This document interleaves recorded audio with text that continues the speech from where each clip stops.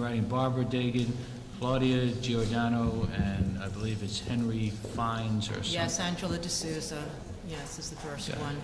one. Your HR Connect is really, really out of sync. You have a teacher population that is absolutely demoralized. I am part of the Teacher Advocacy Group, New York City. Let me read our position paper and where we stand. We are a group of New York City teachers and counselors who are angry and determined to protect ourselves from the teacher abuse encouraged by the Bloomberg-Klein team. We don't advocate protection of incompetence, and we won't tolerate the harassment of competent teachers, especially senior teachers, with the goal of depriving them of their livelihood or forcing them into an unwanted retirement. The Teacher Advocacy Group, TAG, intends to give a voice to teachers who are being heard by no one else. TAG seeks to bring the message to New York City teachers that harassment is happening citywide. It wants to expose the atmosphere of fear that permeates too many of our schools, especially schools serving inner city students. The Teacher Advocacy Group wants our voice to say loud and clear that teaching is our profession and that we intend to stay in this profession as the competent teachers we have always been judged to be. We seek to reveal that while school administrators engage in smoke and mirror and just plain academic fraud to push up graduation rates and test scores, targeted teachers are harassed, badgered, and given U ratings. TAG seeks to alert all teachers to the need to keep records, documenting instances of harassment, and responding to letters in the file and U ratings. Thank you. Thank you, Ms. Dagan. Ms. Dagan. Thank you. Reorganization encourages teacher abuse. The Bloomberg-Klein reorganization plan is yet another attempt in a 50-year history to raise the academic performance of the inner-city school. Central to every failed plan, and all have failed, are two constants. One, refusal to confront the real reasons inner-city schools have low performance rates. Two, erroneously blaming the teacher for students' low academic performance. Quote, students don't learn because teachers can't or won't teach, end quote. As long as we teachers allow this 50-year-old passing of the buck to be repeated by politicians, pseudo-reporters like John Jerry Springer Stossel, and the public in general, the teaching profession is lost, and no variations on reorganization schemes or flavor of the month curriculum will improve the performance of the inner city school. The current reorganization plan is no good for teachers, and therefore for students, because, one, principals are given ultimate accountability for raising academic performance. Performance data will not have a long life. Like with all the educational experiments, the reorganization wants instant achievement.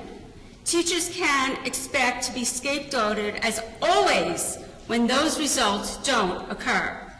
Number two, because results are measured in test scores, standards will collapse. Hard markers will be penalized, and teachers will become robots who prepare students not to conceptualize, apply, synthesize, and analyze, but to take the next test. Thank you. Thank you, Ms. Giordano. Number three, with the closing of large schools and the reorganization of small learning communities, many experienced teachers are accessed and turned into ATRs, or absent teacher reserve. Substitute teachers, their training and content knowledge are wasted while they draw the same salary. They live a miserable existence until they quit or retire. Number four, the reorganization demands that the principal be a business manager. A new funding plan holds the individual school accountable for the salaries of all its teachers. Not good for the hiring or retention of experienced teachers. The following comes from the Department of Education homepage, quote, how teachers' salaries work. And this is a quote, with the greater control over budgets that the new approach creates, principals will have both new opportunities and new responsibilities. Schools can choose how to combine their investments in different types of teachers, services, and supports to improve student achievement. Smart principals will invest in great staff. They also will recognize that the more they spend on staff, the more recurring expenditures they will have down the road. Whatever their decisions, schools will bear the real costs of their new hires, both currently and in the future, end quote. Number 5, reorganization means many of the bureaucrats, yes, Bloomberg Klein have a bureaucracy, will be out of a job.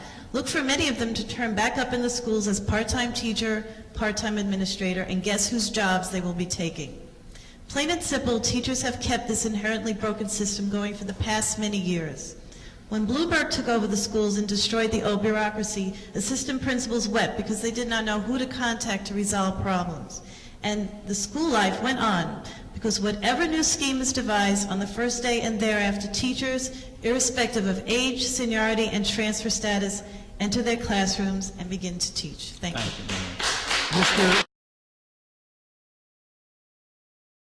We will put the information when we get a final report, but many, when we have it, we'll get it out. I said when we have it, we'll get it out. It'll be in a report. But should it already be? This should be information that the DOE has right at its fingertips. Otherwise, the DOE is very, very suspect. We will get you the information. Thank you. Sam, we'll be happy to hear from you. Excuse me, somebody else, excuse me, somebody. Information requested that I requested from the school. The DOE has been stonewalling it for many, many, many months, okay? This is all information for Robert Freeman, the executive director of FOIL of New York State, that I have a right to, okay? What I can't we get are freedom of information requests on the smoke and mirrors, the academic fraud that is going on in the school. Why can't we? You'll get whatever, thank you.